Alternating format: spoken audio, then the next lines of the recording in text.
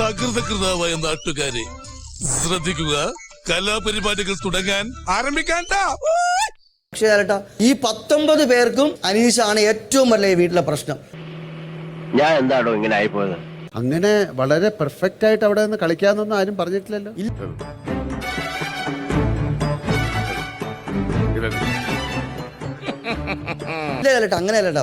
അങ്ങനെയാണല്ലോ, അതല്ലേ ഒരു ഗെയിം. ശരിയാണ് ശരിയാണ്. കാര്യം നിങ്ങള് വളരെ മോശമായിട്ടൊക്കെ അയാളെ തിരിച്ചു പറയുന്നത് ഞാൻ കേട്ടിട്ടുണ്ട്.